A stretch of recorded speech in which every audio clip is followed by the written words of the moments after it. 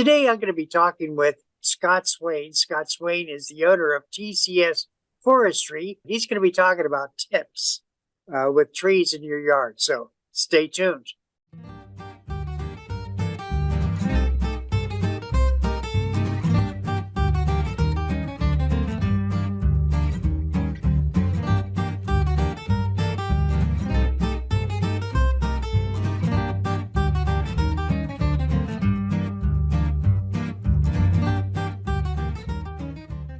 Today, I'm talking with Scott Swain, who's going to be sharing some tips regarding different aspects of having trees on your property. Scott, it's always a pleasure talking with you. Fun to be back with you, Pat. You are an ISA Arborist. What does that mean? The ISA stands for International Society of Arboriculture. It is basically the governing body for education and skill sets in the tree care industry.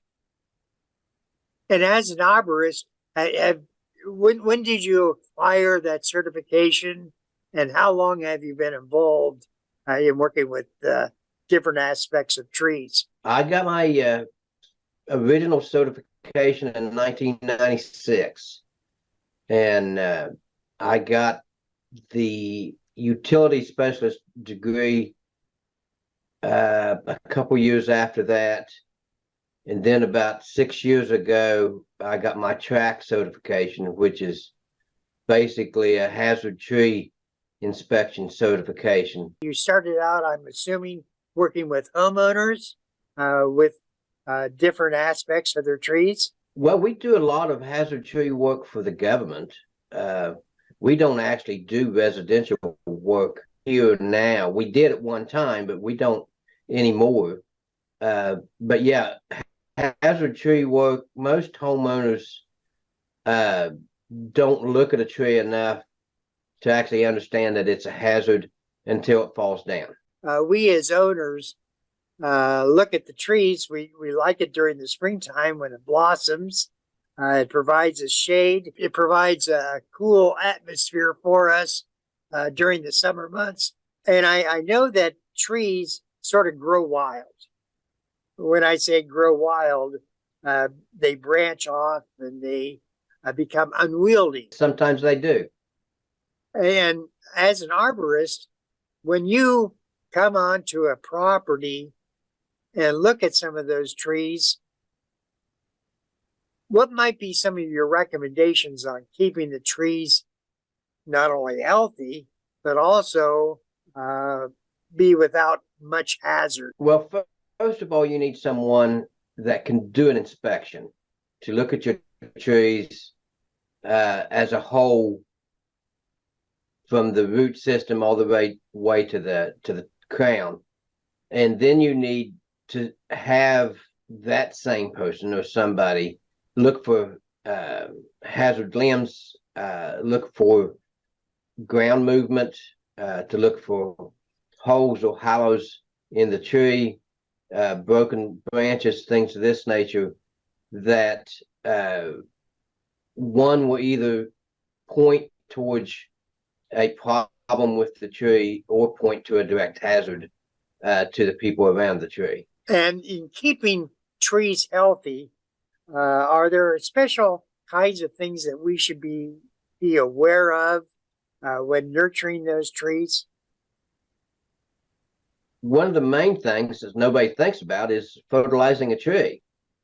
A lot of people fertilize their yards, but very, very few people fertilize their trees.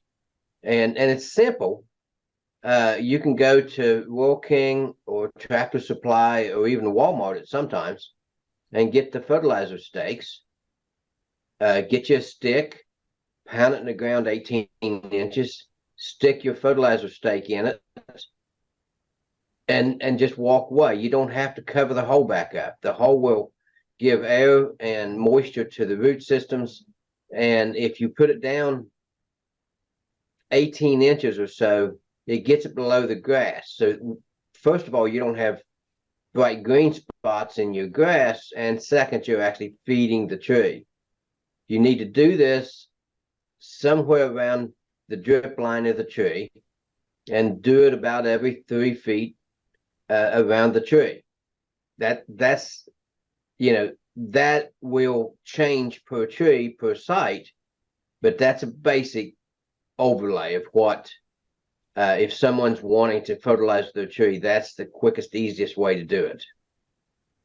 So let's suppose that I would like to have some fruit trees on my property, and in those fruit trees, I want them so that way it's easy to mow the lawn without them interfering with my mowing. So how close can I put fruit trees near my house? Well, okay.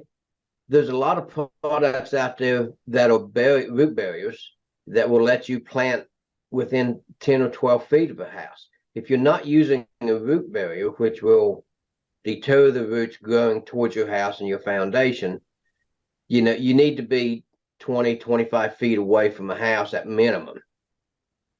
The root system on most North American deciduous trees will be 1.5 size of the canopy. Most people don't realize that the root system's that big. So it depends upon what size and kind of tree. If you're planting a pear tree, it doesn't need to be as far away as, say, a white oak or, a maple tree.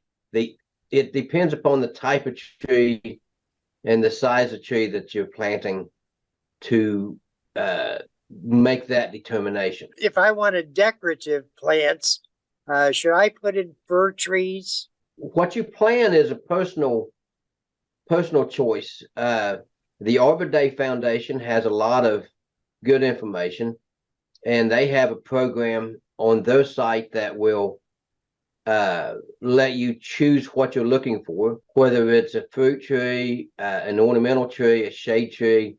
It will also let you put in the type of area that you've got, whether it's a yard or forested, how close to buildings it is. It'll tell you how big the tree is going to get, the shade it will give, and all of this. That's where, when somebody asks me, that's where I send them, is the Arbor Day Foundation, to look for the trees that they like. Now, the trees that I like, you might not like. So it's best for the individual to make that choice of what they're looking for and what they want in ornamentals around their house. So one of the trees in a yard next to mine, I would say it's about 60, 70 years old. It's a maple tree. But I noticed that one of the larger limbs fell. And the larger limbs in the middle, it looked like it had been burned out. I know that, or maybe rotted out would be a better term. Is that tree healthy, or is it on its last leg? That would need an inspection. If you had a limb fall that was hollow and had rotted sections in it, that would tell me that someone needs to look at it, that knows what they're looking at and what to look for. At the same time, a tree gets most of its strength from the outer 1/3 of the trunk or the limb, which means that the inner is really not as important as the outer. As long as the outer is solid and healthy, the tree will probably be solid and healthy. But at the same time, if you've got rot on the inside of the tree, then you'll more than likely have ants, and you'll have other bugs and other diseases, which will start the downfall and the death of a tree. So it's like looking at a tree with ants on it. And a lot of people will say the ants are killing the tree. Well, the ants aren't killing the tree. They're taking advantage of something that's already there and just making a habitat for themselves. But the ants are a signal to someone that knows what to look at, that the tree's in distress and needs some attention, whether it's insect control, fertilizer, whatever, fungicide or whatever it might need. When an arborist is sitting there looking at it, the ants are a signal to show that there's something wrong, not the cause. I also noticed that one of our trees is a dogwood, and I can remember all three of my children when they were young climbing on it, and now my grandchildren are climbing on it. Dogwood trees don't get very big, or they don't continue to grow outward. Is that correct? They're a small species tree, yes. They will grow maybe 20 feet tall and a 20-foot canopy if they're left alone long enough. Most of them don't live that long, but if they're left long enough, they can get to that size.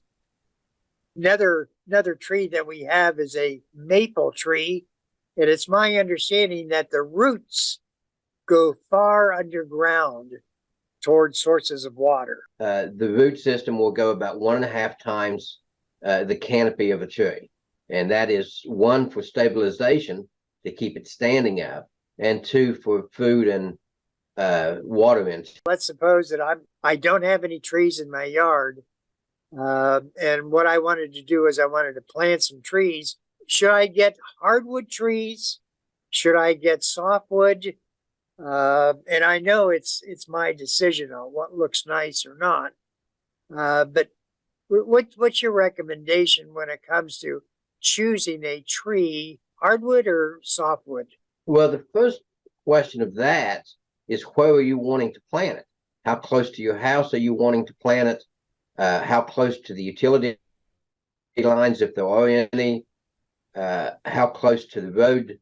The first question about planting a tree and deciding what tree to plant is where you're going to plant it at. So that's the first question.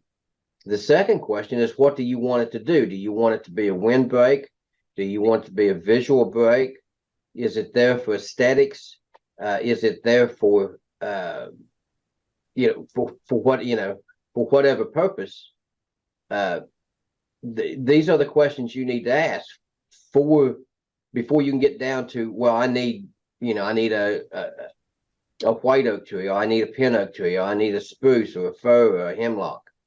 Every tree has the right place. You are a contractor that works with the federal and state departments. We work mostly a lot for the National Park Service, the National Forest Service, USDA, DOD, on their tree service needs, whether it is for the Air Force clearing trees out of runways, sight lines, whether it's for the FAA cleaning trees around the vortex sites, whether it's trimming and removing trees in the national parks. These are the things that we do, and it's as wide and varied as the different agencies of the government. So let's suppose that I'm pretty good with the chainsaw, and I feel that I have a really good understanding of trees, etc. I don't have the certifications. Can I get into the contract bidding service? For the government? Yes. Well, you could if okay, 1, you have to be a company. 2, you have to be registered with SAM, System for Award Management. And 3, you have to have your insurance to work for the government. You have to be ISA certified. You have to have your skill sets and knowledge, and then you have to want to be wherever the work is. So it's not a 2 guys in a pickup truck thing. Suppose I have a pickup and I have another guy. Maybe I can go around and help other individuals take care of their trees. I'm sure someone out there will hire you. Not a doubt in my mind. What if you're going to hire somebody to work on your trees? you need to, as an individual, check those certifications, check their insurance, and check their past performance. Okay.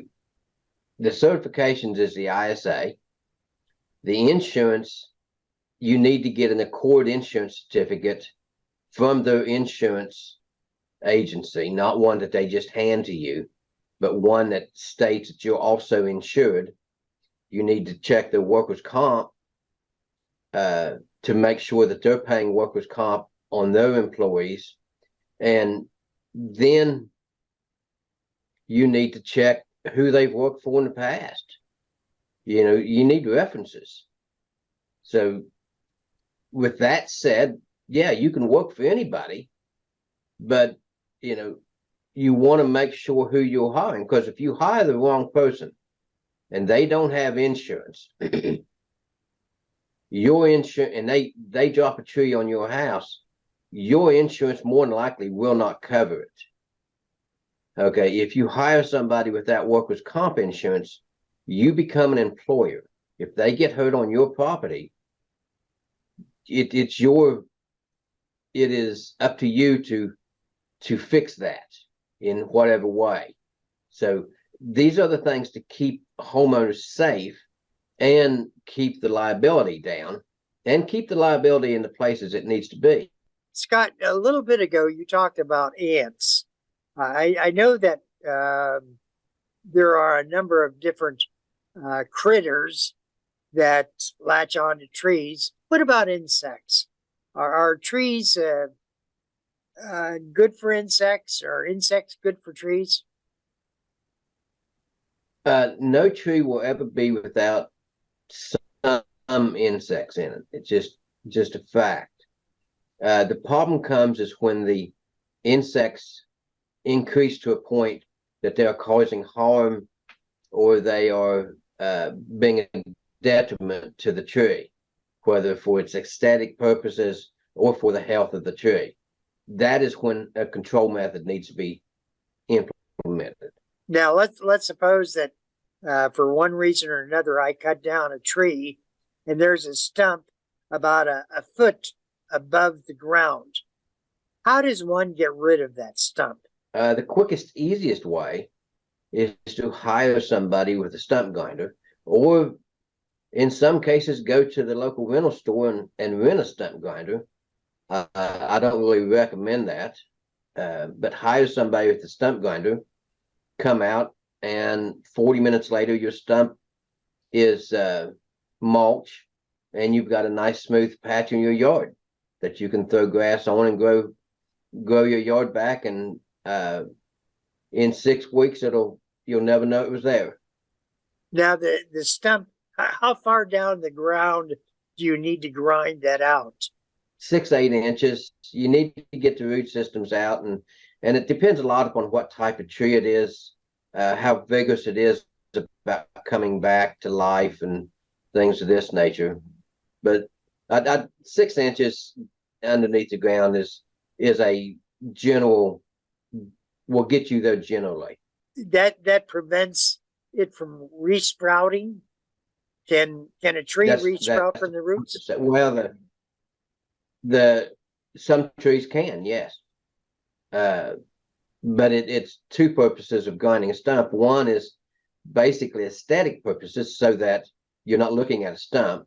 And two, it is to get rid of the probabilities of that stump resprouting and growing stems again. In the fall, is that when we should take care of trimming our trees? Some trees, yes.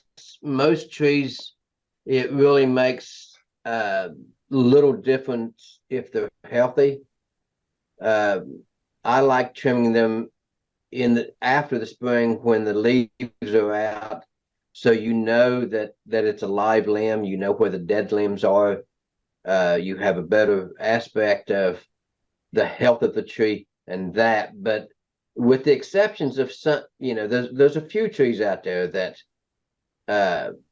it matters what time of year you trim, but the majority you can trim about any time of year. I was told that take limbs off, that there would be major damage to the tree. at certain times of the year. Not if it's done correctly. You hire somebody that knows what they're doing, that has been trained and educated in the proper techniques. No, it won't damage a tree. And at the same time, do not let somebody start painting the wounds on the tree. That's one of the worst things that I see a homeowner do, is paint the wounds. How does that harm a tree? Well, that you cut the tree, it immediately starts healing itself. And if you've ever seen a limb that was cut off, it looks like a donut. That's the tree healing itself. If you paint it, what you're doing is trapping moisture and insects and diseases inside that wound, so that the tree can't cut it off, because the tree will compartmentalize around the wound, and it will wall off so that it can start healing itself. And painting, with tar or whatever, just hinders that quite a bit. There is a lot of debate on different commercial forests that you should clear cut a certain patch, or you should leave it grow without clear cutting. What's your thoughts? Well, it depends on what the plan for the property is after you cut the trees. If you're clear cutting it to transform it into something else, build a house or build a business or something like that, that's obvious. If you're clear cutting it so that you can go back in and plant a certain species of trees, some, like the paper mills do, to plant the species that they want, that's a thing. If you're not doing something on those lines, transforming the property, or just basically changing the species, what you want to do most times is do what is called a select cut, which goes in and picks the trees that are most valuable and healthiest, and so that the other trees can continue to grow and become profitable in the future. Any final piece of advice that you can give to homeowners that have trees?